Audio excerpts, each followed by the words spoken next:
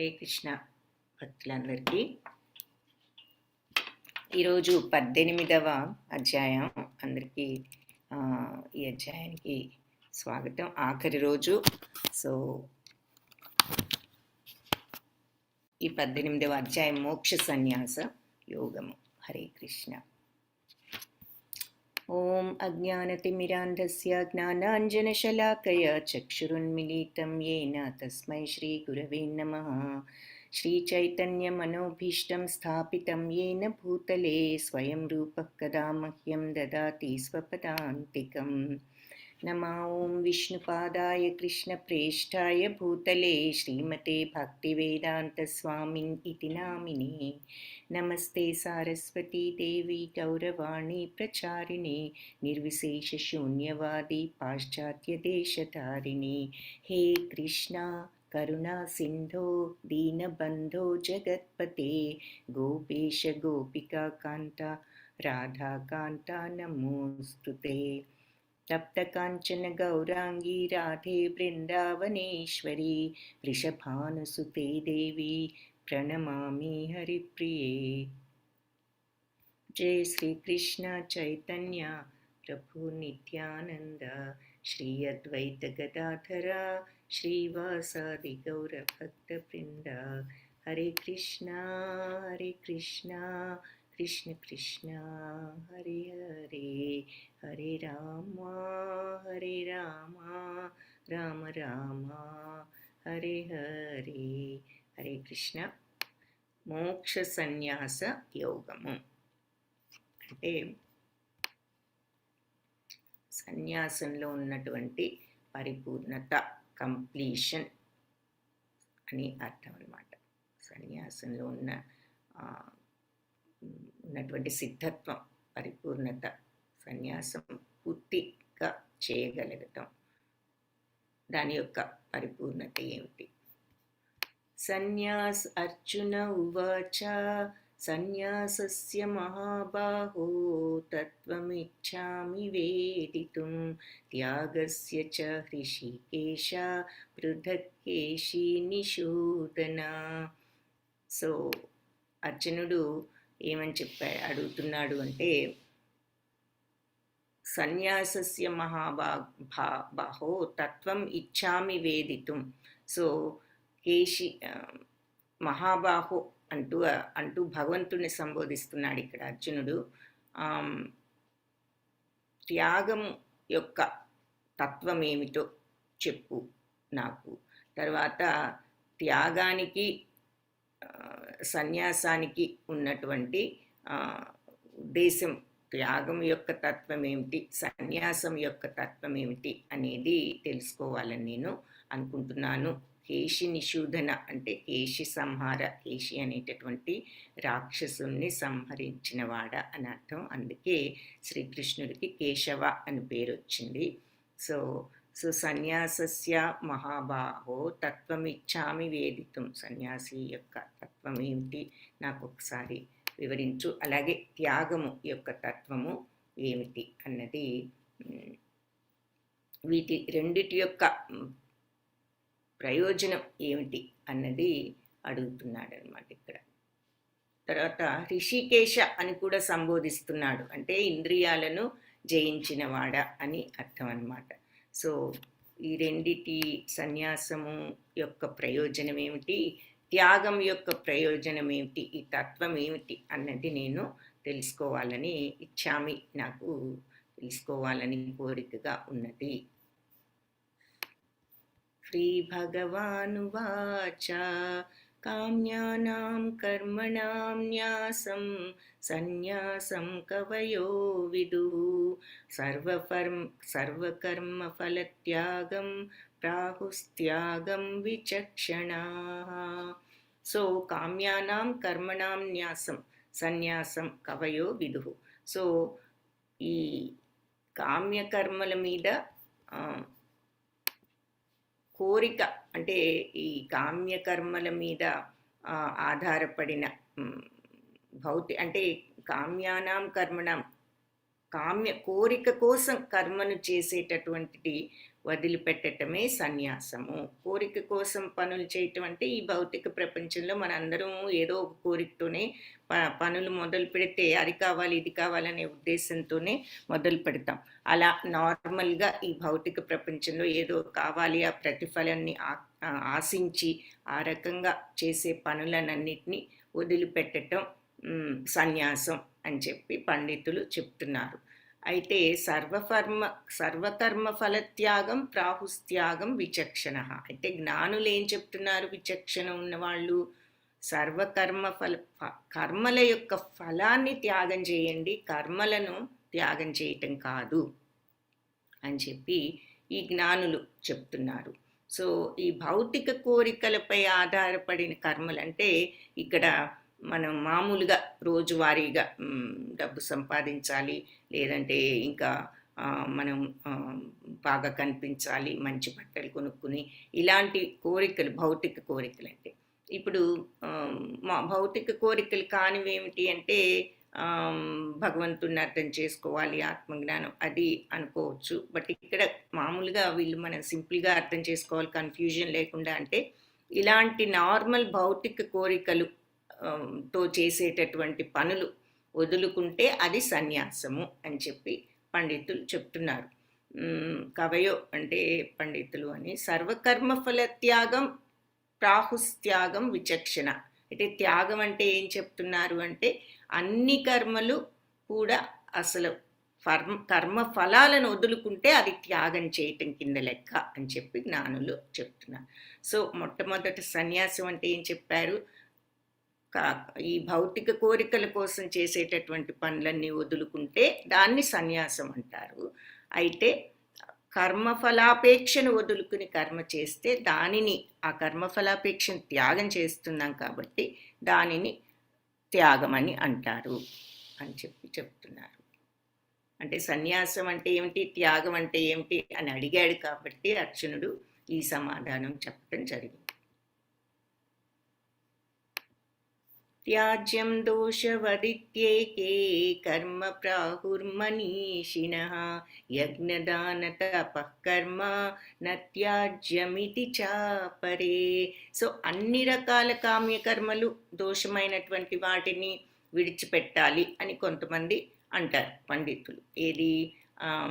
ఏదైనా అన్ని రకాల కామ్యకర్మలు దోషమైన వాటిని వదిలిపెట్టాలి. అయితే యజ్ఞము దానము తపస్సు అనే కర్మలను మాత్రం ఎప్పుడు కూడా విడిచిపెట్టద్దు అని కొంతమంది ఋషులు చెప్తున్నారు. యజ్ఞదాన తపఃకర్మ నత్యాజం ఇది చాపరే. ఈ యజ్ఞము దానము తపస్సు అనేటటువంటి కర్మలను మాత్రము నత్యాజ్యం అంటే త్యాగం చేయవద్దు అని వీళ్ళు చెప్తున్నారు.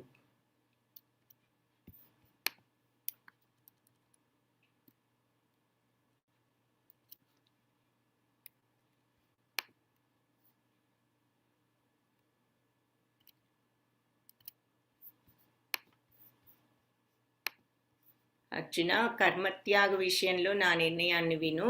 త్యాగం అనేది 3 రకాలుగా ఉన్నది అని చెప్తూ యజ్ఞదాన తపఃకర్మ నత్యాజ్యం కార్యమేవత. సో యజ్ఞదానము తపస్సు అనేది నువ్వు త్యాగం చేయకూడదు. ఆ 3 కూడా తప్పకుండా కార్యాలు చేయాలి. యజ్ఞోదానం తపశ్చైవ పావనాని మనీషినాం. సో యజ్ఞము దానము తపస్సులు ఈ 3 కూడా మనిషిని పావనం చేస్తాయి, పవిత్రుల్ని చేస్తాయి అని చెప్పి చెప్తున్నారు. సో ఆ 3 త్యాగం చేయొద్దు అని భగవంతుడు కూడా ఇక్కడ చెప్పారు. యజ్ఞము దానము తపస్సు. ఏతాన్యపితు కర్మాణి సంగం త్వక్త్వా ఫలాని చ కర్తవ్యానీతి మే పార్థ నిశ్చితం మతముత్తమం. సో ఈ కర్మలన్నీ కూడా సంగం త్యక్త్వా ఫలాని చ. ఏతాన్యపితు కర్మాణి, కర్మలన్నీ కూడా సంగం త్వక్త్వ, అటాచ్మెంట్ లేకుండా, అటాచ్మెంట్ త్వక్త్వ వదిలిపెట్టి, అంటే ఫలం దేని మీద అటాచ్మెంట్, దాని ఫలం మీద, కర్మ ఫలం మీద అటాచ్మెంట్ వదిలిపెట్టి చెయ్యి. కర్తవ్యానీతిమే పార్థ, కర్తవ్యం అనుకుని చెయ్యి, నా బాధ్యత ఇది. మనకు ఇంతకు ముందు కూడా చూసాం కర్మయోగంలో పని ఎలా చేయాలి అంటే అది ప్రతిఫలాపేక్ష లేకుండా చెయ్యాలి, భగవంతుడి కోసం చేస్తున్నాను అనుకుంటూ, అంటే ప్రతిఫలాపేక్ష వదులుకుని మనము అది నా బాధ్యత అనుకుని చేయాలన్నమాట. సో నిశ్చితం మతముత్తమం, ఇది నా యొక్క నిశ్చితమైన అభిప్రాయము అని చెప్పి చెప్తున్నారు.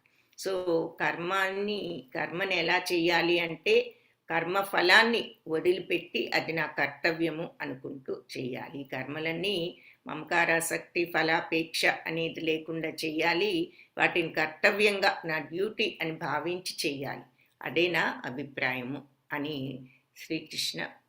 శ్రీకృష్ణుడిచ్చిన సమాధానం. ఇంకా ఏం చెప్తున్నారు? నియతస్య తు సన్యాస కర్మణో నోపపద్యతే మహాత్తస్య పరిత్యాగ స్తామస్సః పరికీర్తితః.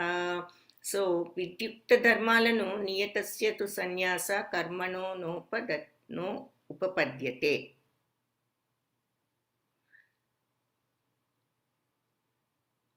సో విద్యుక్త ధర్మాలను ఎప్పుడు కూడా, అంటే కర్మలను ఎప్పుడు కూడా ఉపపద్యతే వదిలిపెట్టడం, సన్యాసించటం మంచిది కాదు. నియతస్యతు సన్యాస, మనం చేయవలసినటువంటి పనులను మనం వదులుకోవటం, సన్యాసించటం మంచిది కాదు. మనం చేయవలసిన పనులంటే మనందరికీ కూడా బాధ్యతలు ఉంటాయి. ఈ మన యొక్క పరిస్థితిని బట్టి చిన్నప్పుడు చదువుకోవటం, పెద్ద అయిన తర్వాత గృహస్థులను అయితే గృహస్థ బాధ్యత, తర్వాత పిల్లల్ని చూసుకునే బాధ్యత, ఇవన్నీ ఎప్పటి బాధ్యతలు అప్పుడు మనం. ఆ తర్వాత మనకు వానప్రస్థం, అప్పుడు మనం మెల్లగా వదిలించుకుని మనం ఉండగలగటం, సన్యసించగలగటం, అవన్నీ తర్వాత. బట్ ఎప్పుడైనా సరే విద్యుక్త ధర్మాలను వదిలిపెట్టడం మంచిది కాదు. ఇది చాలా ఇంపార్టెంట్ పాయింట్. కాబట్టి సన్యసించటం అంటే అన్నీ వదిలేసి ఇప్పటికిప్పుడు వెళ్ళిపోవటం కాదు. మన ధర్మాలను మనం చేస్తూ ఆ ప్రతిఫలాపేక్ష లేకుండా నా బాధ్యత కాబట్టి చేస్తున్నాను అనే ఉద్దేశంతో చేయాలి అని ఇంతకుముందు శ్లోకంలో కూడా చెప్పారు. ఇప్పుడు విద్యుక్త ధర్మాలను వదిలిపెట్టడం మంచిది కాదు.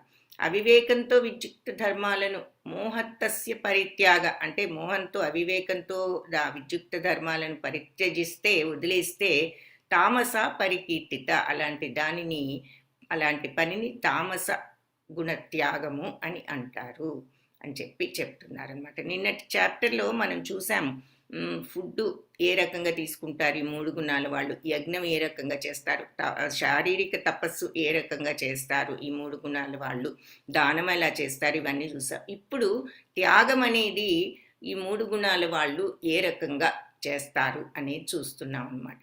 సో విద్యుక్త ధర్మాలను వదిలేసి, అంటే మన బాధ్యతలు వదిలేసి మనం సన్యాసించామంటే అది ఎలాంటి సన్యాసత్వం అంటే తమో గుణంలో చేసే వాళ్ళ త్యాగము. అది వదిలేసి నేను త్యాగం చేశానంటే అది తమో గుణంలో వాళ్ళు చేసేటటువంటి త్యాగము. కాబట్టి బాధ్యతలను వదలకూడదు, అది వదిలివేస్తే తమోగుణ త్యాగం అని అంటారు. దుఃఖమిత్యేవ యత్కర్మ కాయ క్లేశ భయాత్ త్యజేత్ సకృత్వా రాజసం త్యాగం నైవ త్యాగ ఫలం లభేత్. దుఃఖం ఇత్యేవ యత్కర్మ, ఈ పనులు చేస్తే కష్టంగా ఉంది, దుఃఖం వస్తుంది మనకు, కాయక్లేశం అంటే శరీరం కష్టపడిపోతుంది, ఈ పని చేస్తే బాబో ఈ పని చేయాలి కానీ ఇది చేస్తే మనకు చాలా కష్టమైన పనిగా ఉంది, చేయలేం. ఉదాహరణకు ఒక ఎగ్జామ్ రాయాలి, అయితే చదవటం చాలా కష్టం, నిద్ర వస్తుంది కాబట్టి నేను చేయలేను ఈ పని అని అనుకోవటం ఒక చిన్న ఎగ్జాంపుల్ అనమాట. అలా శరీరం కష్టపడిపోతుందేమో, మనకు కష్టం అవుతుంది అనుకుని పనులు చేయటం మానేస్తే, త్యజేత్ వదిలేస్తే ఆ పనిని, సకృత్వ అది రాజసిక మెంటాలిటీతో చేసేటటువంటి త్యాగము. ఇటువంటి త్యాగానికి నైవ ఫలం లభేది, ఏ ఫలితం కూడా రాదు, ఇదేమి క్షేమకరమైనది కాదు, తర్వాత నీకేమి ఫలితం నీ కూడా రాదు అని చెప్తున్నారు. సో కష్టంగా ఉన్నాయని కానీ, శరీరానికి అసౌకర్యంగా ఉందని కానీ భావించి విధిగా మనం చేయవలసిన పనులు కర్తవ్యాలను అన్నిటినీ వదిలిపెట్టేస్తే దానిని రజోగుణ త్యాగం అని అంటారు. అటువంటి త్యాగం ఎప్పటికీ కూడా మనకి క్షేమదాయకమైనది కాదు. కాబట్టి మనం చేయవలసిన పనులు చేయవలసిందే. కష్టమైనప్పటికీ బాధ్యత అయితే అది చేయవలసిందే. అలా చేయకపోతే అది క్షేమదాయకం కాదు. మన యొక్క ఉన్నతికి కూడా అది ఏమీ పడదు. దానిని రజోగుణ త్యాగం అని అంటారు.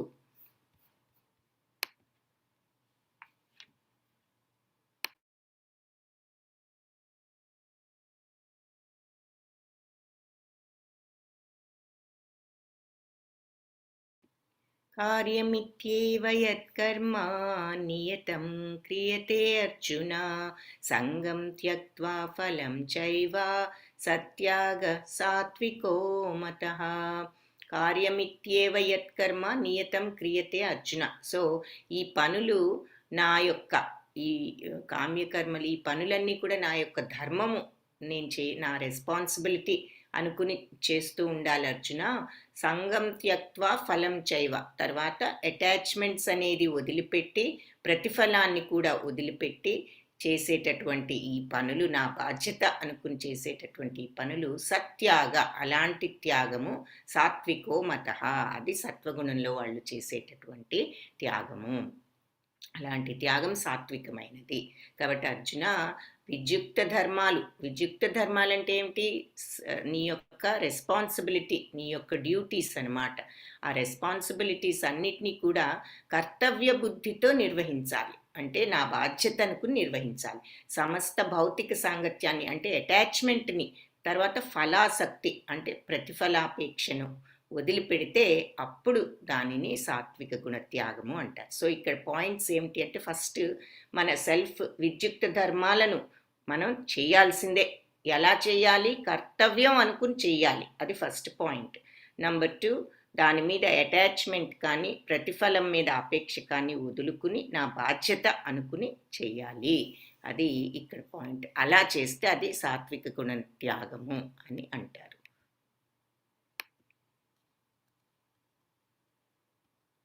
न हि देहभृता शक्यं त्यक्तुं कर्माण्यशेषतः यस्तु कर्मफलत्यागी సత్యాగీత్యభిధీయతే.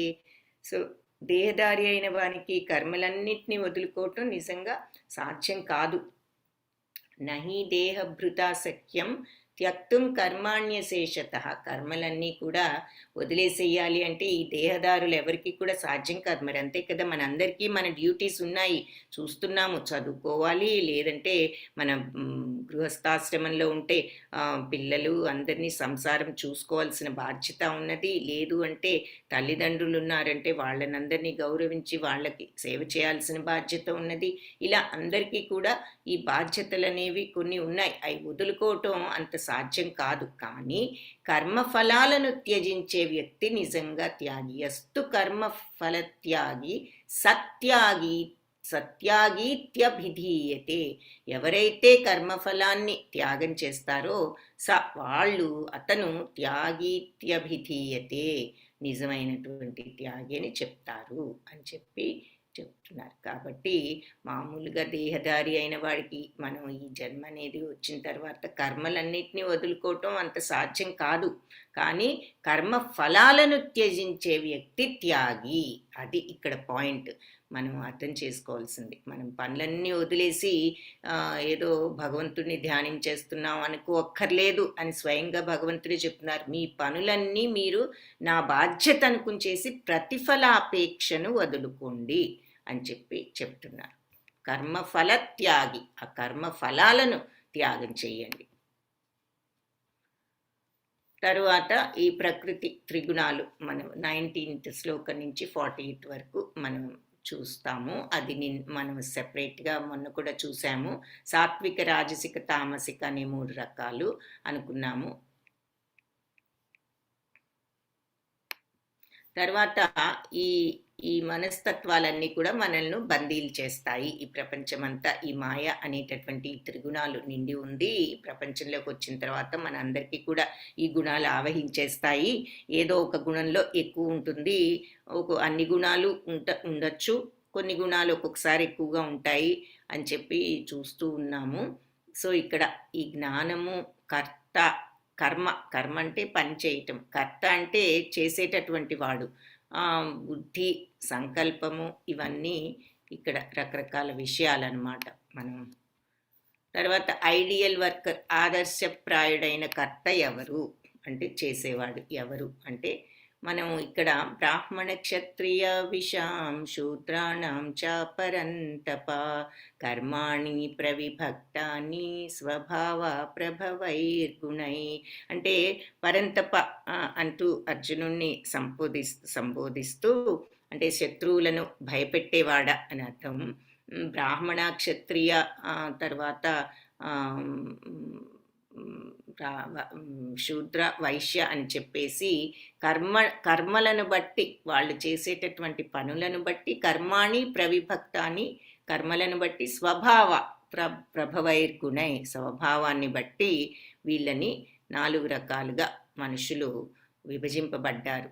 సో ప్రకృతి యొక్క త్రిగుణాలను అనుసరించి వాళ్ళ స్వభావాల బట్టి వాళ్ళకి గుణాలు పుట్టాయి. సో సత్వగుణంలో ఉండే వాళ్ళకు చదువులు చెప్పాలనేటటువంటి గుణం, రజోగుణంలో ఉండేటటువంటి వాళ్లకు అందరినీ కాపాడాలని, తర్వాత ఆ కంట్రోల్గా ఉండేటటువంటి గుణము, అలాగే క్షత్రియులు అలా వైశ్యులు వాళ్ళు ఏంటంటే వ్యాపారంలో నైపుణ్యత వాళ్ళ గుణాన్ని బట్టి, శూద్రులు సేవలు చేయాలనేటటువంటి ఇచ్ఛ వాళ్ళ గుణాలను బట్టి, ఇలా వాళ్ళ గుణాలను బట్టి వాళ్ళు పనులు ఎంచుకున్నారు.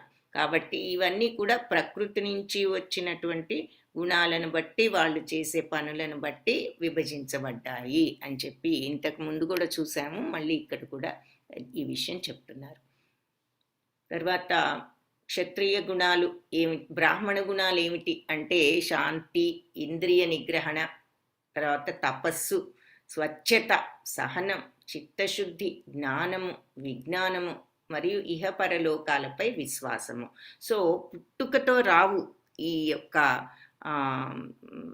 విభజనలు, వాళ్ళ యొక్క స్వభావాన్ని బట్టి విభజించాం. వాళ్ళ యొక్క స్వభావాన్ని బట్టి వాళ్ళు ఏ పని చేయాలో వాళ్ళు ఎన్నుకుంటున్నారు. సో ఆ రకంగా మనం వాళ్ళని చూస్తున్నాం. ఈ వర్గం వాళ్ళు ఈ పని చేస్తున్నారు, ఆ వర్గం వాళ్ళు ఆ పని చేస్తున్నారు, అంతేగాని పుట్టుకతో వచ్చినటువంటివి కాదు అని చెప్పి 3rd చాప్టర్లో కూడా మనం చూసాము. ఇక్కడ సో గుణాలను బట్టి మనుషులు పనిచేస్తున్నారు. సత్వగుణంలో వాళ్ళు ఈ రకంగా అందరికీ బోధిస్తున్నారు ఆ సాత్వికత వలన అని చెప్తున్నారు. సో బ్రాహ్మణులు ఆ సాత్విక గుణం ఉన్నది కాబట్టి ఆ బ్రాహ్మణుల గుణాలు ఏమిటి అంటే వాళ్ళు శాంతిగా ఉంటారు, ఇంద్రియాలను నిగ్రహించుకోగలుగుతారు, తపస్సు చేస్తూ ఉంటారు, అంటే మానసికంగా వాళ్ళు ఆ నియమంగా ఉంటారు, స్వచ్ఛత, బ్యాడ్ థాట్స్ ఏమీ ఉండవు, సహనం, పేషెన్స్ ఉంటుంది, ఊరికే చిరాకు పట్టడం అలాంటివి ఉండవు, చిత్తశుద్ధి, మనస్సు ఎప్పుడు కూడా శుభ్రంగా ఉంటుంది, చెడు ఆలోచన లేకుండా, జ్ఞానము, వాళ్లకు ఆ జ్ఞానం అనేది తెలుస్తుంది, విజ్ఞానము, ఆ జ్ఞానం అనేది ఏమో నాలెడ్జ్, విజ్ఞానం అంటే ఆ నాలెడ్జ్ని ప్రాక్టీస్లో పెట్టడం, వాళ్ళు ఆ నాలెడ్జ్ని స్వయంగా వాళ్ళు పాటించటం, తెలుసుకోగలగటం. సో అది ఇవన్నీ. తర్వాత ఇహ పరలోకాలపై విశ్వాసం, ఇవన్నీ బ్రాహ్మణులకు సత్వగుణంలో ఉండే వాళ్లకు ఉండేటటువంటి లక్షణాలు. ఇకపోతే క్షత్రియ గుణాలు ఏమిటి అంటే శౌర్యము, బలము, ధైర్యం, ఆయుధ విద్యలో నైపుణ్యం, యుద్ధంలో నుంచి వెనుతిరగని సంకల్పం, విశాల హృదయంతో దయాగుణం మరియు నాయకత్వ సామర్థ్యము, ఇవన్నీ కూడా క్షత్రియ గుణాలు. వైశ్య గుణాలు వ్యవసాయం, గోరక్షణ, పాడి పంటలు, మరి వ్యాపారము అనేవి వాళ్ళకి సహజ సిద్ధమైనటువంటి పనులు వైశ్యులకు. శూద్ర గుణాలు ఏమిటి అంటే పనులు చేయటం ద్వారా సేవ చేయటం అనేది వాళ్ళకి సహజమైనటువంటి విధి, వాళ్ళు సహజంగా వాళ్లకు ఈ సేవలు చేయాలి అనేటటువంటి వాళ్ళకు ఆ రకమైన విధి ఉంటుంది, వస్తుంది వాళ్ళ యొక్క స్వభావాన్ని బట్టి. సో వాళ్ళు పనులు చేస్తూ ఉంటారు. యత ప్రవృత్తిర్భూతానాం ఏన సర్వమిదం తతం స్వకర్మణా తమభ్యర్చ్య సిద్ధిం విందతి మానవః. సో సకల జీవులకు మూలం మరియు సర్వవ్యాప్తి అయిన భగవంతుని ఆరాధించటం ద్వారా మానవుడు తన స్వకర్మ నిర్వహణ చేయటం ద్వారా పరిపూర్ణతను పొందగలడు. సో మనం పరిపూర్ణతను ఎలా పొందాలి అని అనుకుంటే ఇక్కడ సింపుల్గా ఈ శ్లోకంలో చెప్పేశారు. ఎంత సింపుల్గా చెప్పారు. అన్ని జీవులకు మూలం సర్వవ్యాప్తి అయినటువంటి యథ ప్రవృత్తిర్భూతానాం ఏన సర్వమిదం తతం. అన్ని జీవులకు మూలము సర్వవ్యాప్తిపరుడు అయిన భగవంతుణ్ణి ఆరాధించటం ద్వారా మరియు స్వకర్మణా తమభ్యర్చ్య సిద్ధిం విందతి మానవ. స్వకర్మ నిర్వహిస్తూ మానవుడు సిద్ధిని పొందవచ్చు అని చెప్పి చెప్తున్నారు. సో 2 విషయాలు, భగవంతుణ్ణి మనసులో ఉంచుకోండి, భగవంతుణ్ణి నమ్మండి, ఆ తర్వాత మీ స్వకర్మలు మీరు నిర్వహించండి, మీరు చేయవలసిన పనులు మీరు చేయండి. కానీ ఆ పని ఎలా చేయాలి అంటే మనం ప్రతిఫలాపేక్ష లేకుండా ఫలం త్యక్త్వ అని చెప్పారంటే ఫలాన్ని వదిలేసి అని. కాబట్టి మీ పనులు మీరు నా బాధ్యత అనుకుని చేస్తూ భగవంతుణ్ణి మనసులో పెట్టుకుని చేస్తే అది అలా చేస్తూ ఉంటే మనం పరిపూర్ణతను పొందగలము. ఎంత చక్కగా సింపుల్గా మనకి ప్రాక్టికల్ నాలెడ్జ్ ఈ చాప్టర్లో మనకి చెప్తున్నారనమాట. భక్త్యా మామభిజానాతి యావాన్యశ్చాస్మి తత్వతః తతో మాం తత్వతో జ్ఞాత్వా విశతే తదనంతరం. కేవలం భక్తియుత సేవ చేత మాత్రమే యథార్థంగా నేనెవరో తెలుసుకోవచ్చు. నన్ను తెలుసుకున్న తర్వాత భక్త్యా మాం అభిజానాతి, భక్తితోనే నన్ను తెలుసుకోవచ్చు. యావాన్యశ్చాస్మి తత్వతః,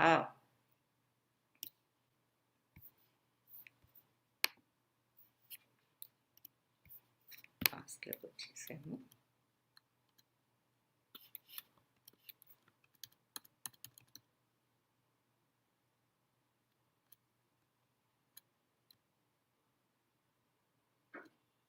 భక్త్యా మాం అభిజానాతి, భక్తితో మాం నన్ను అభిజానాతి అంటే తెలుసుకోవచ్చు. అయితే యావాన్ యశ్చాస్మి తత్వతః, సాధ్యమైనంత యథారూపంగా యథార్థంగా, తరువాత అంటే అంత భక్తి సేవతో యథారూపంలో భగవంతుణ్ణి అవగాహన చేసుకోవచ్చు కేవలం భక్తితోనే. తతో మాం తత్వతో జ్ఞాత్వ, అటువంటి భక్తితో నన్ను సంపూర్ణంగా తెలుసుకున్నప్పుడు విశతే తదనంతరం, అతను తప్పకుండా నా ధామాన్ని చేరుకుంటాడు అని చెప్పి, విశతే అంటే ప్రవేశిస్తాడు ఎక్కడికి, భగవంతుడి యొక్క ధామానికి అని చెప్పి. తదనంతరం పిమ్మట అంటే ఈ జ్ఞానాన్ని తెలుసుకున్న తర్వాత అతడు భక్తితో భగవంతుడిని సంపూర్ణంగా తెలుసుకున్నప్పుడు నన్ను చేరుకోగలుగుతాడు అని చెప్పి చెప్తున్నాడు.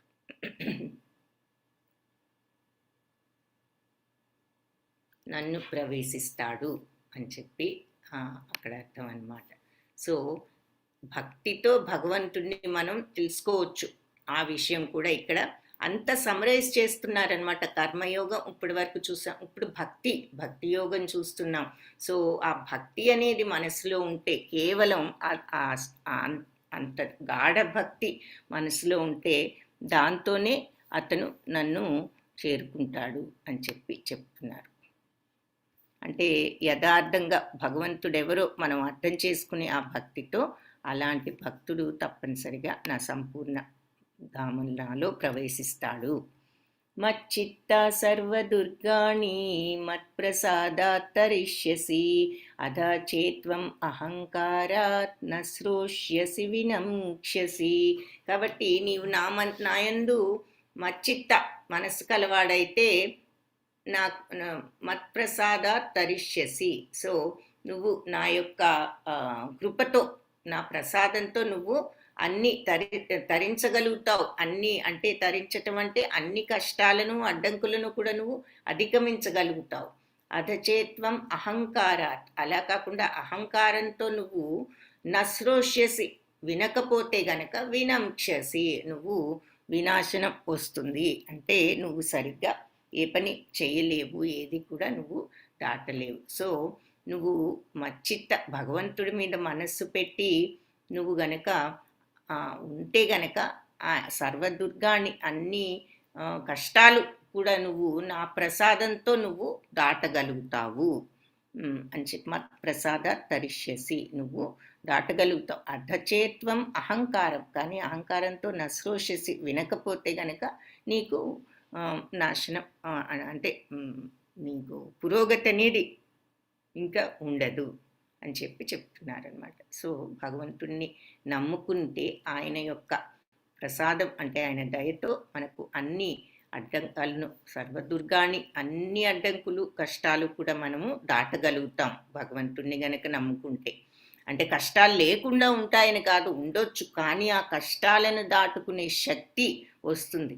కానీ అహంకారంతో నా మాటలు వినకపోతే నీకు మరిగా ఆ పురోగతి అనేది ఉండదు, నశిస్తావు అంటే అది అర్థం. ఇక నువ్వు బయటపడలేవు అందులో నుంచి, ఆ కష్టాల నుంచి. ఈశ్వర సర్వభూతానాం హృద్దేశే అర్జున తిష్టతి భ్రామయన్ సర్వభూతాని యంత్రారూఢాని మాయయా. సో అర్జున, పరమ ఈశ్వరుడు సర్వభూతానాం అన్ని జీవులలోనూ హృద్దేశే అర్జున తిష్టతి, అందరి సర్వజీవుల హృదయాలలో అర్జున తిష్టతి, కూర్చుని ఉన్నాడు ఈశ్వరుడు భగవంతుడు. భ్రామయన్ సర్వభూతాని, ఈ యంత్రరూఢాని మాయయ, ఈ భౌతిక ప్రకృతితో చేయబడిన యంత్రంలో ఈ మాయతో, మాయ అంటే ఏమిటి, భౌతిక ప్రకృతిలో ఉంది ఈ మాయ అని చెప్పుకుంటున్నాం కదా, ఈ మాయతో చేయబడినటువంటి యంత్రంలో ఆసీనులైన అన్ని సర్వభూతాలు కూడా ఈ మాయలో మనం అందరం ఆసీనులై ఉన్నాం. సో అలా ఆసీనులై ఉన్నటువంటి జీవులందరినీ కూడా ఆయన నిర్దేశిస్తున్నాడు అని చెప్పి చెప్తున్నారన్నమాట.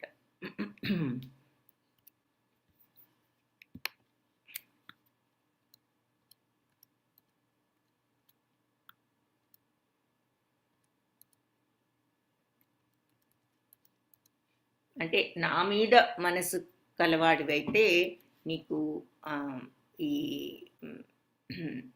ఇందాకటి శ్లోకం మచ్చిత్త సర్వదుర్గాణి అన్న శ్లోకము, అది అది ఇంపార్టెంట్ శ్లోకం అది కూడా.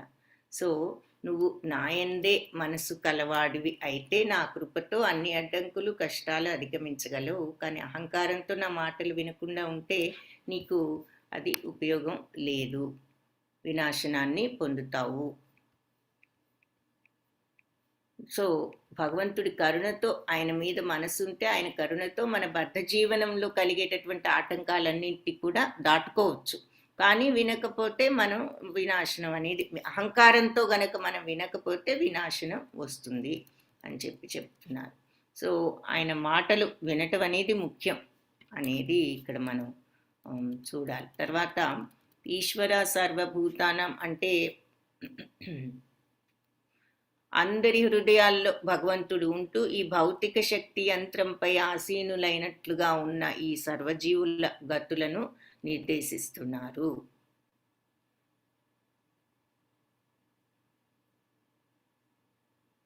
ఈ భౌతిక శక్తి యంత్రంపై ఆసీనులై ఉన్న మనందరినీ కూడా ఆయన నిర్దేశిస్తున్నారు అని చెప్పి ఈ శ్లోకంలో చెప్తున్నారన్నమాట.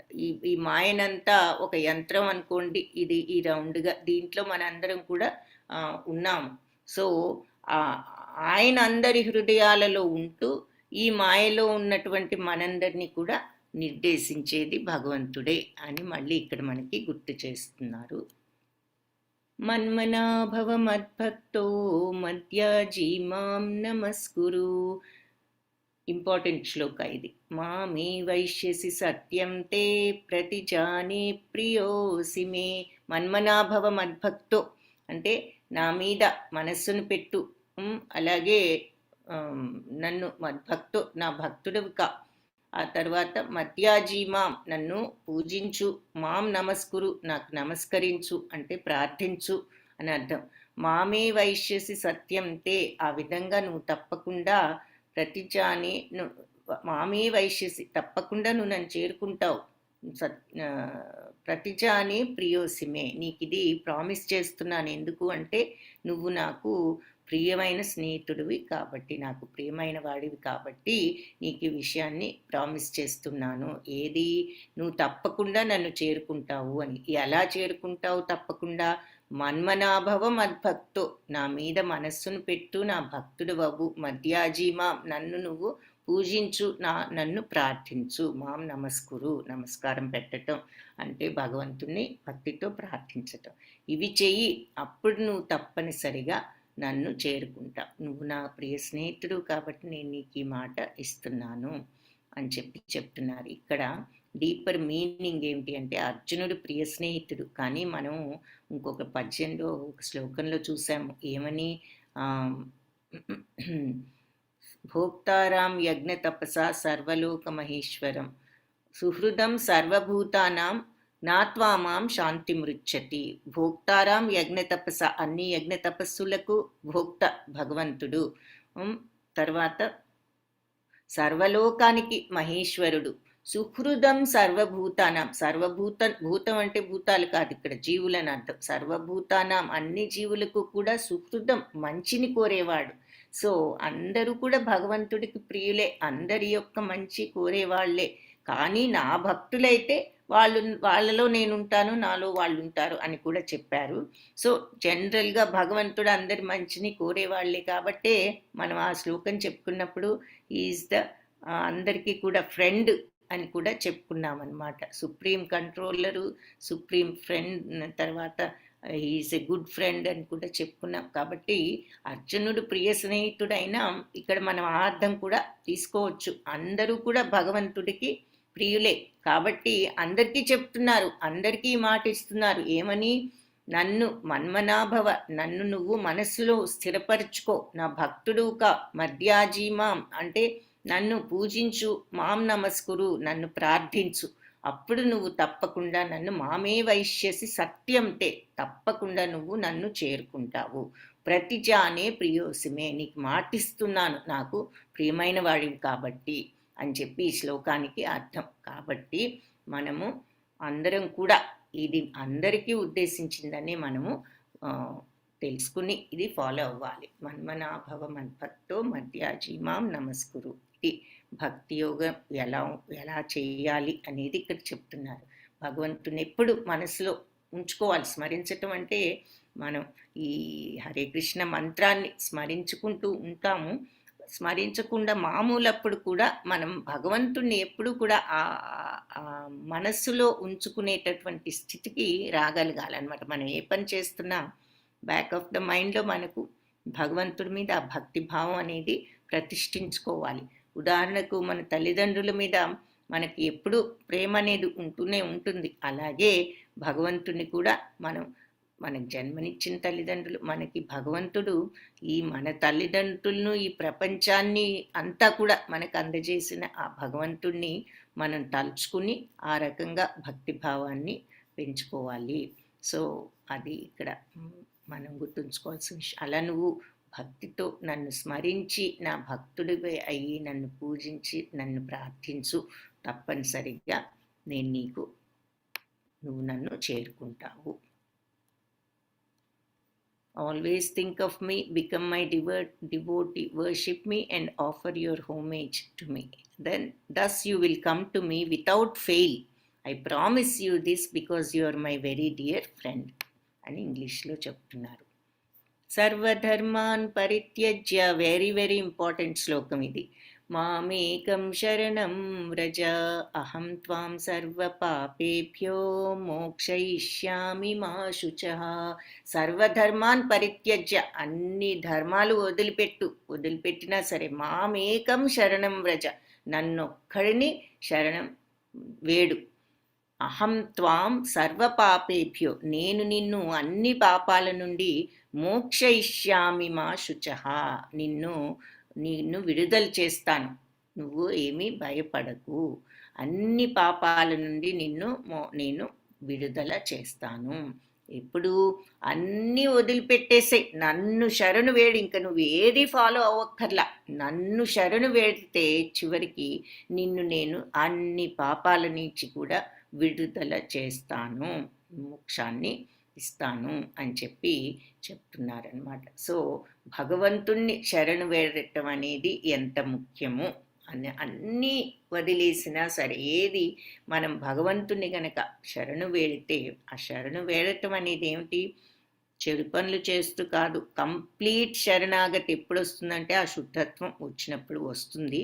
అది మనం ఇలా ముందు నుంచి ప్రతిఫలాపేక్షలు వదులుకోవటము, కర్మ చేసినప్పుడు ఇవన్నీ ఏమిటి, మెల్లమెల్ల అన్నీ నువ్వే, నీకే ఇస్తున్నాను, ఆ రకంగా ఆ శరణాగతి భావాన్ని డెవలప్ చేసుకోవటం అనమాట.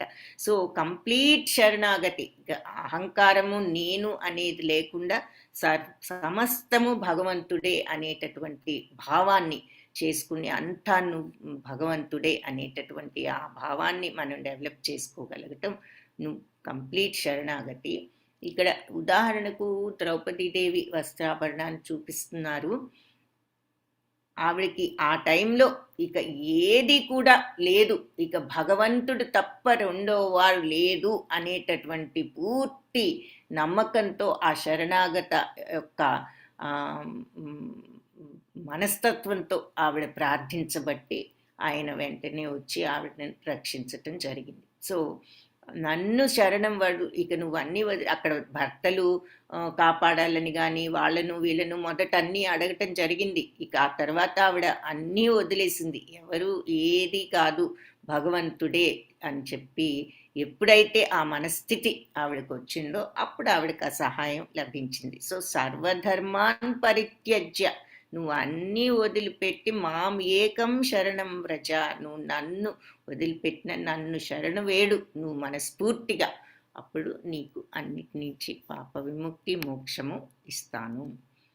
యైదం పరమం గుహ్యం మద్భక్తేష్వభిధాస్యతి భక్తిం మయి పరాం కృత్వా మామే వైష్యత్య అసంశయః. అంటే భక్తులకి యైదం పరమం గుహ్యం, ఈ పరమ రహస్యమైనటువంటి ఈ జ్ఞానం మద్భక్తేష్వభిధాస్యతి, నా భక్తులకు ఎవరైతే చెప్తారో వివరిస్తారో, అంటే ఈ పరమరహస్యమైన ఈ భగవద్గీత జ్ఞానాన్ని ఎవరైతే నా భక్తులకు ఇస్తారో, భక్తిమయి పరాం కృత్వ, వాళ్లకు స్వచ్ఛమైన భక్తి తప్పకుండా లభిస్తుంది.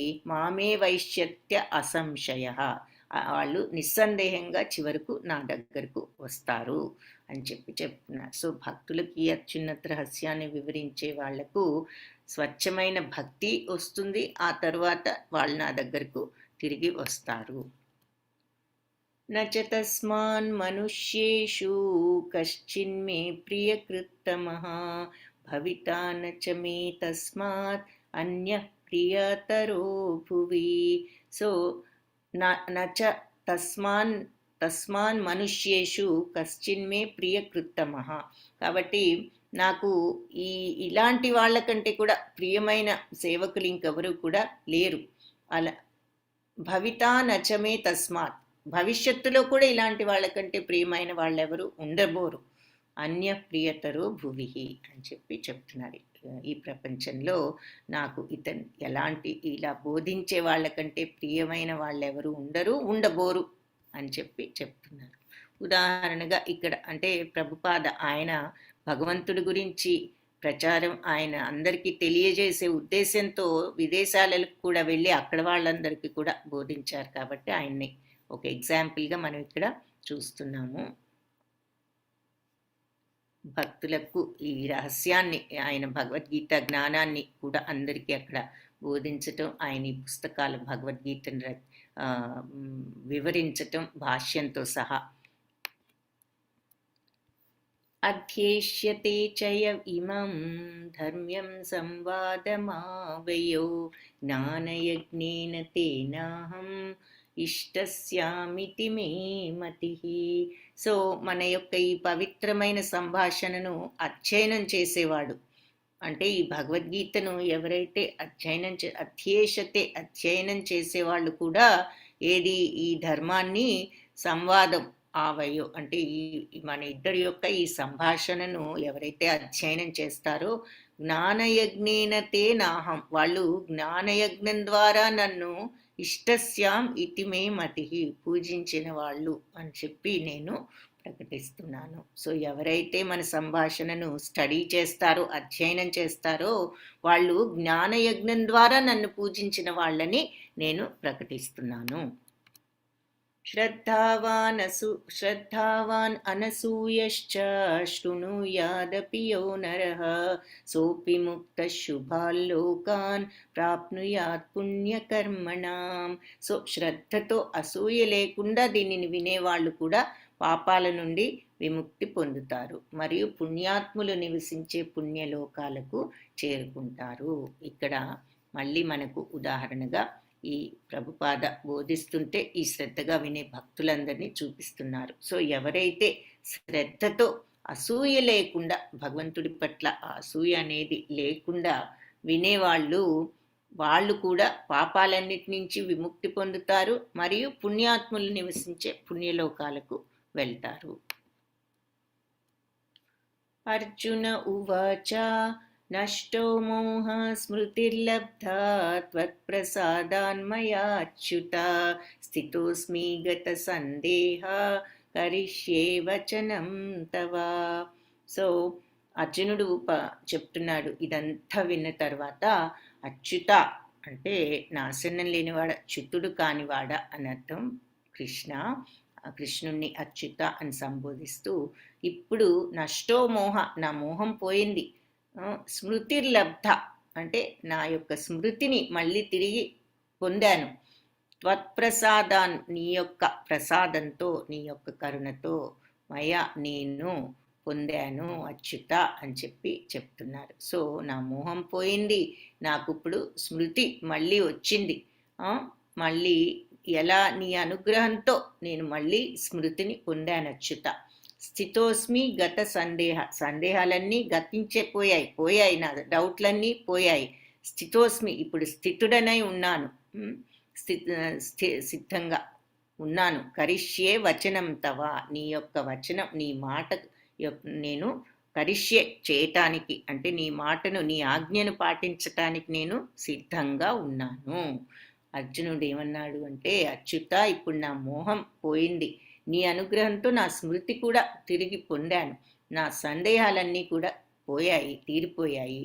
నీ ఆదేశానుసారం పనిచేయటానికి నేను సిద్ధంగా ఉన్నాను అని చెప్పి చివరికి ఇదంతా విన్న తర్వాత అప్పుడు అర్జునుడికి తన యొక్క మోహం పోయి ఆయనకు స్మృతి వచ్చి సందేహాలన్నీ తీరి ఆయన భగవంతుడు అప్పుడు కూడా ఏం చేయాలో నాకు తెలుసు అని అనలేదు అహంకారంతో. నీ యొక్క ప్రసాదంతో నా స్మృతిని పొందానన్న, నాకు ఇప్పుడు అర్థమైపోయింది, అన్నీ తెలిసిపోయినాయి అని అనలేదు. నీ యొక్క ప్రసాదంతో స్మృతిని పొందాను, మోహం తొలగింది, సందేహాలు తీరాయి అన్నాడు. తీరాయి కాబట్టి యుద్ధం చేస్తాను అని మళ్ళీ అనలేదు. తీరాయి, ఇప్పుడు నీ ఆదేశానుసారం పని చేయటానికి సిద్ధంగా ఉన్నాను. అప్పుడు కూడా ఆ శిష్యుడు అనేవాడు ఎలా ఉండాలి అనేది మనకి ఇక్కడ, భక్తుడు శిష్యుడు ఎలా ఉండాలి అంటే భగవంతుడి యొక్క ఆజ్ఞ కోసం, గురువు యొక్క ఆజ్ఞ కోసం వెయిట్ చేస్తున్నాడు అనమాట. నాకు అన్నీ తెలిసినవి, ఇక నేను వెళ్ళి యుద్ధం చేస్తాను, నా మోహం అంతా తీరిపోయింది అని అనలేదు. నా మోహం తీరిపోయింది అన్నది కూడా ఏమిటి, నీ ప్రసాదం వల్ల నా మోహం తీరిపోయి నాకు స్మృతి లభించింది, ఇప్పుడు నువ్వే చెప్తే చేయటానికి సిద్ధంగా ఉన్నాను. ఇంతకుముందు యుద్ధం చేయమంటే చేయలేనన్నాడు కదా, కాబట్టి ఇప్పుడు యుద్ధం చేసేస్తాను అని కూడా అనలా, నువ్వేది చెప్తే అది చేయటానికి సిద్ధంగా ఉన్నాను అని చెప్పి అర్జునుడు అన్న తర్వాత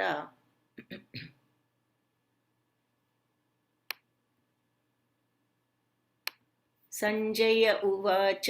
సో మీరు గుర్తున్నట్లయితే మీకు ఇదంతా కూడా సంజయుడు జరుగుతున్నదంతా ఆయనకు వ్యాసుడి యొక్క దయ వలన, ఆయనకు అంతా కృప వలన ఆయనకంతా కనిపిస్తోంది. అది ఆయన ఈ అంధరాజు అయినటువంటి ధృతరాష్ట్రుడికి వర్ణిస్తున్నాడు అనమాట. సో ఇదంతా అయిన తర్వాత సంజయుడు చెప్తున్నాడు, ఇత్యహం వాసుదేవస్య పార్థస్య చ మహాత్మనః సంవాదమిమమశ్రౌషం అద్భుతం రోమహర్షణం.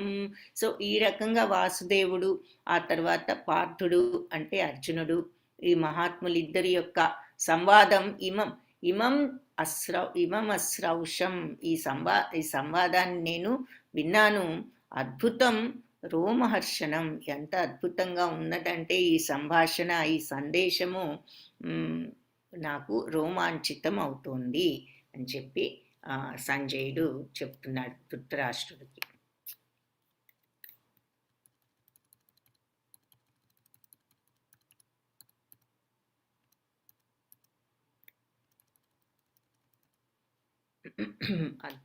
అద్భుతంగా ఉంది ఈ సంభాషణ.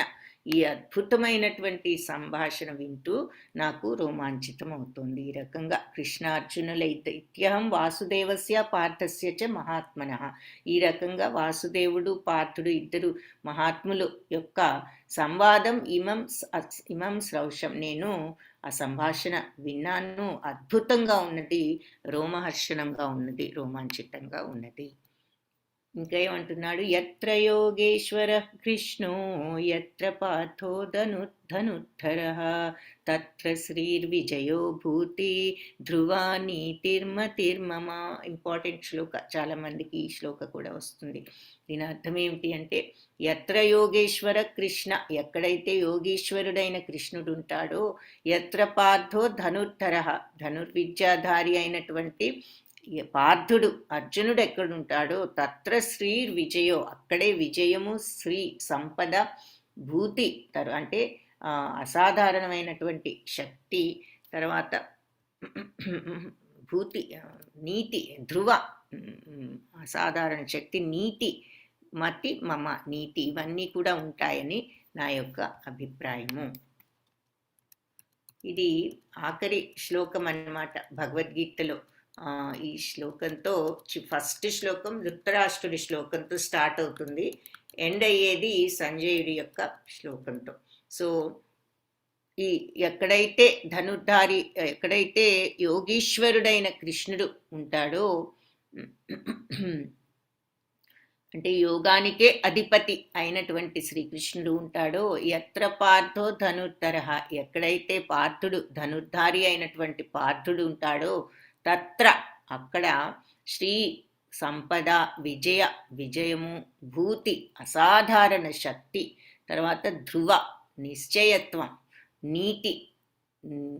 నీతి, తర్వాత మతిర్మమ అని నా అభిప్రాయము. సో ఎక్కడైతే యోగీశ్వరుడైన కృష్ణుడు ఉంటాడో,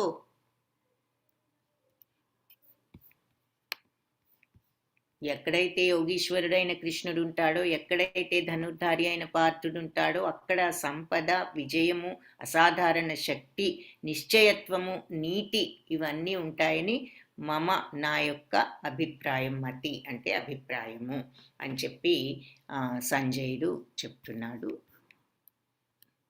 సో ఈ గీతా పాఠంలో మనం నేర్చుకునేది ఏమిటి అంటే, సకల శుభాలను, ముక్తిని, పరిశుద్ధమైన భక్తిని అనుగ్రహించే ఈ దివ్యమైనటువంటి సంవాదం అంటే కృష్ణార్జునుల సంభాషణను శ్రవణం చేయటం, వినటం ద్వారా, అధ్యయనం చేయటం, నేర్చుకోవటం ద్వారా, మరియు ప్రచారం చేయటం ద్వారా శ్రీకృష్ణుని మరియు అర్జునుడి యొక్క సాంగత్యాన్ని మనము నిత్యము అనుభూతి చెందవచ్చు. హరే కృష్ణ. అది ఆఖరి పాఠము. ఈ రోజుతో సక్సెస్ఫుల్గా, రోజు వచ్చిన వాళ్ళు ఇంకా సక్సెస్ఫుల్గా కంప్లీట్ చేశారు. మీ అందరికీ కూడా కంగ్రాచులేషన్స్. క్విజ్ కూడా తీసుకుంటే అందరికీ సర్టిఫికెట్ కూడా వస్తుంది. తర్వాత ఇది 18th చాప్టర్ పోల్ మీరు తీసుకోవచ్చు. తర్వాత ఒక ఫ్యూ మినిట్స్లో ఆన్సర్స్ చెప్తాను. ఇంకేమైనా మీకు సందేహాలు ఉంటే అడగండి. అందరూ కూడా ఆ సెకండ్ లెవెల్ కోర్సుకి రిజిస్టర్ చేసుకోండి. నిన్న చూపించాను. మళ్ళీ మీరు హరే కృష్ణ శ్రీదేవి మాతాజీ, ఈరోజు ఒకసారి మళ్ళీ అడ్వాన్స్ లెవెల్ మళ్ళీ ఒకసారి పెడదాము లింక్. తర్వాత నెక్స్ట్ లెవెల్కి మీ ఫ్రెండ్స్ కానీ ఎవరైనా జాయిన్ అవ్వాలన్నా, మీరు మళ్ళీ ఇదే కోర్స్ రిపీట్ చేయాలన్నా కూడా చేయొచ్చు. ఆ లింక్ కూడా ఇవాళ రేపట్లో పెట్టడం జరుగుతుంది. సో అది అందరూ చూసి ఆ లింక్స్లో ఏది కావాలంటే దాంట్లో జాయిన్ అవ్వటం మాత్రం మర్చిపోవద్దు. క్వశ్చన్స్ ఏమైనా ఉంటే హ్యాండ్ రైజ్ చేయండి. ఓకే, ఇప్పుడు పోల్ స్టార్ట్ చేద్దాము. హరే కృష్ణ మాతాజీ, కనిపిస్తుందా? ఓకే మాతాజీ. ఫస్ట్ క్వశ్చన్, అర్జునుడు కృష్ణుడిని ఎవరి మధ్య వ్యత్యాసం గురించి అడుగుతాడు? ఆప్షన్ ఏ సన్యాసి మరియు దేవాది దేవుడు, బి ఆత్మ మరియు పరమాత్మ, సి సన్యాసి మరియు త్యాగి, డి త్యాగి మరియు యోగి. సెకండ్ క్వశ్చన్, కృష్ణ వివరించిన కార్యమునందలి 5 అంశాలు. ఆప్షన్ ఏ కార్యస్థానము అంటే శరీరం, ప్రదర్శకుడు అంటే కర్త, వివిధ ఇంద్రియాలు, భిన్న ప్రయత్నములు మరియు చివరికి పరమాత్మ. బి తినడం, త్రాగడం, నిద్రపోవడం, సంచరించడం, అర్థం లేనిది మాట్లాడటం. సి గాలి, అగ్ని, నీరు, భూమి, ఆకాశము. డి రకమైన కార్యకలాపాలు, పని, ప్రదేశం, మద్యపానం, అహంకారం. థర్డ్ క్వశ్చన్, తనను తాను కర్తనని ఎవరు భావిస్తారు?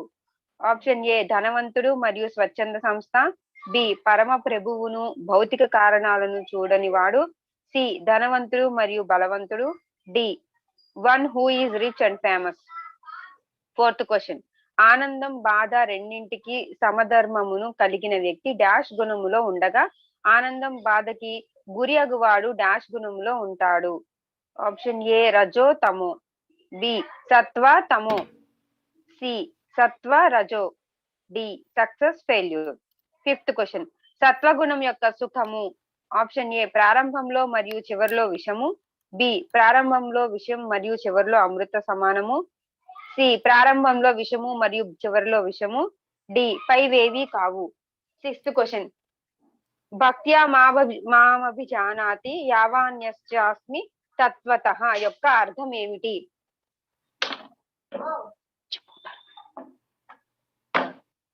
ఆప్షన్ ఏ భక్తి సేవ చేయవద్దు, బి మానవుడు భక్తి సేవ ద్వారా మాత్రమే దేవాది దేవుడను అయిన నన్ను యథాతథముగా అర్థం చేసుకోగలడు, సి అన్ని మతాలను విడిచిపెట్టి సన్యాసిగా మారండి, డి అన్ని మతాలను అంగీకరించి నన్ను మరచిపోండి. సెవెంత్ క్వశ్చన్, అన్ని రకాల ధర్మములను మరియు నన్నే డాష్ పొందుము. నేను అన్ని డాష్ ఫలితముల నుండి మిమ్మల్ని విడిపిస్తాను డాష్ వద్దు.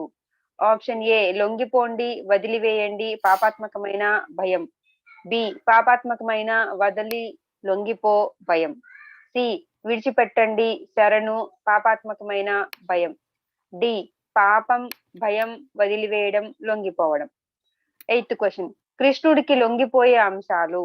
ఆప్షన్ ఏ దాన ధర్మాలు ఇవ్వడం, దాతృత్వాన్ని అంగీకరించడం, ఒకరి మనస్సును విశ్వాసంతో బహిర్గతం చేయడం, ఇతరులను వినడం, అంగీకరించడం, బి మాట్లాడడానికి కోరిక, నాలుక యొక్క కోరిక మనస్సు, బొడ్డు మరియు జననేంద్రియాలను ప్రేరేపిస్తుంది, సి అమాయకుల పట్ల కనికరం చూపడం, సీనియర్ భక్తులకు గౌరవం ఇవ్వడం, నాస్తికులను తప్పించడం, కృష్ణుడిని సంపూర్ణ సత్యంగా అంగీకరించడం, డి భక్తికు అనుకూలమైన వాటిని అంగీకరించడం, అననుకూలమైనవి తిరస్కరించడం, ప్రభువును ఒక సంరక్షకుడిగా అంగీకరించడం, శరణాగతి, వినయం.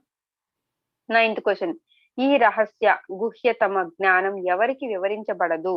ఆప్షన్ ఏ అమాయకులు, జ్ఞానం కోరుకునేవారు, ఆసక్తిగా బాధపడేవారికి, బి తపస్సంపన్నులు కాని వారికి, లేదా భక్తులు కాని వారికి, లేదా భక్తి సేవలో నిమగ్నము కాని వారికి, లేదా కృష్ణుడిపై అసూయ పడేవారికి కానీ, సి చాలా ఆచారబద్ధమైన వేదాలను పఠించే, దాన ధర్మాలను అందించే, లేదా అటేరే ఉన్నవారికి, డి మంచితనం ఉన్న వ్యక్తులు. 10th క్వశ్చన్, భగవద్గీత బోధనల సారాంశం ఏమిటి? ఆప్షన్ ఏ శాంతియుతంగా మారడం, బి అన్ని యోగాసనాలను అనుసరించడం, సి గ్రంథాలను బాగా నేర్చుకోవడం, డి కృష్ణుడికి పూర్తిగా లొంగిపోవడానికి. హరే కృష్ణ మాతాజీ. హరే కృష్ణ మాతాజీ, ధన్యవాదాలు. ఈరోజు అడగటం క్లాస్ మధ్యలో అడగలేదు, కానీ ఇప్పుడు యూత్ గ్రూప్ వాళ్ళు ఎవరైనా ఉంటే దయచేసి హ్యాండ్ రేస్ చేయండి ఒకసారి. యూత్ గ్రూప్ వాళ్ళు ఎంతమంది ఉన్నారో ఒకసారి హ్యాండ్ రేస్ చేస్తారా?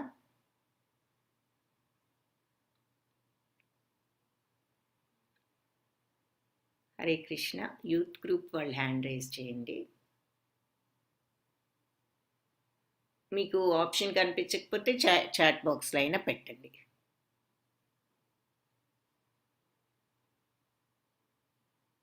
యూత్ గ్రూపర్స్ ఎవరైనా ఉన్నారా?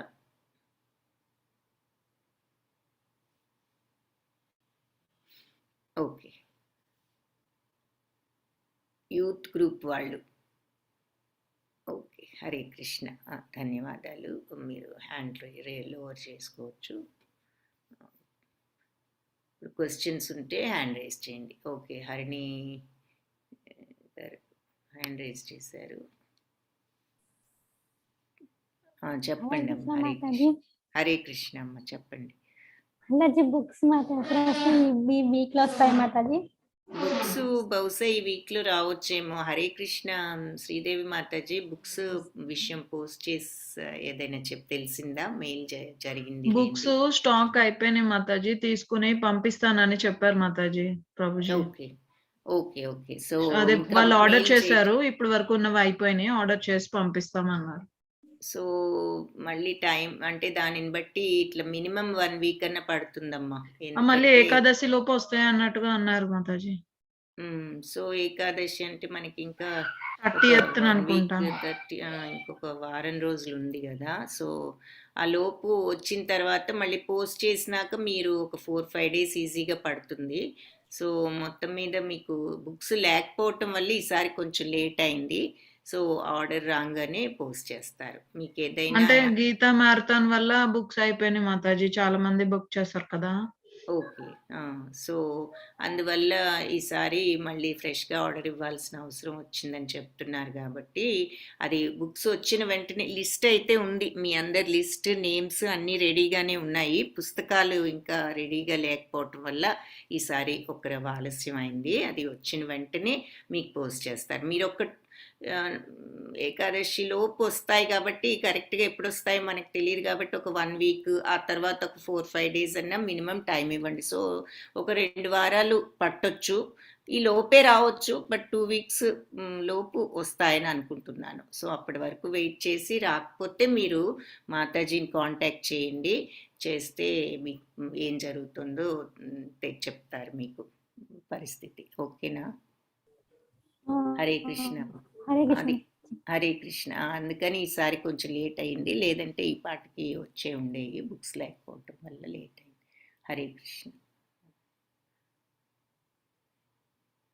మీరు ఈలోపు ఆ పీడిఎఫ్ అది చూసుకుంటూ ఉండండి అవసరమైతే.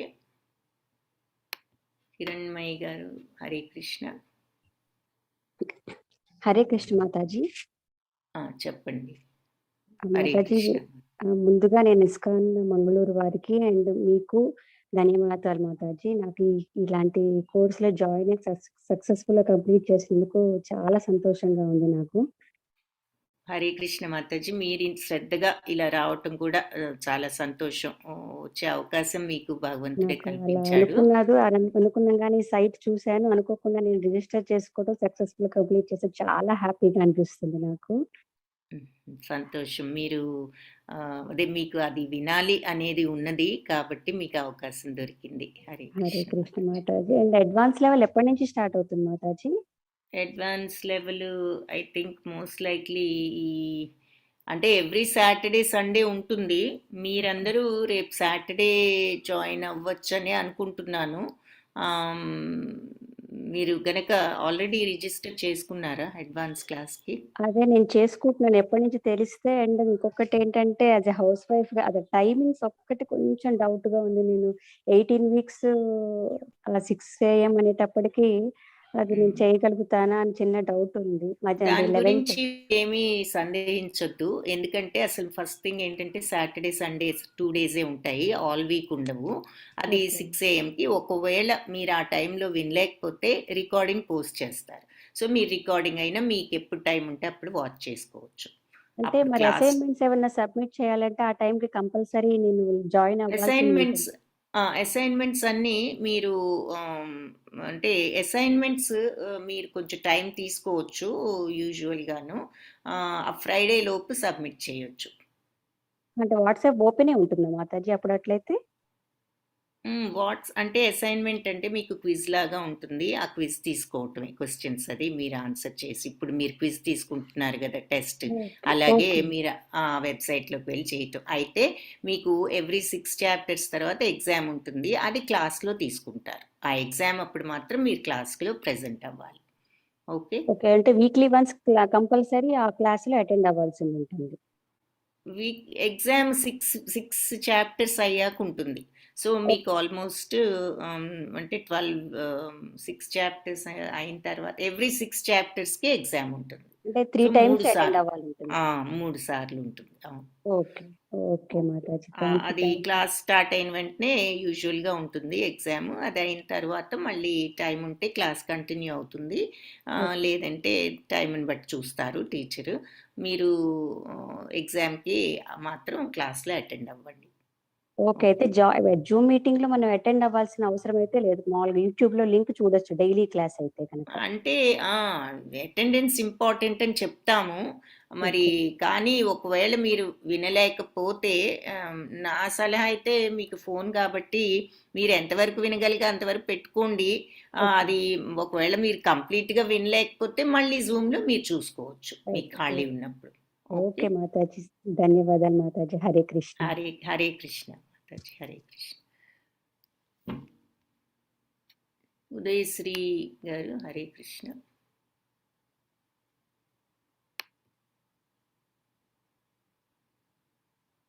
హ్యాండ్ రైజ్ చేసినట్టున్నారు.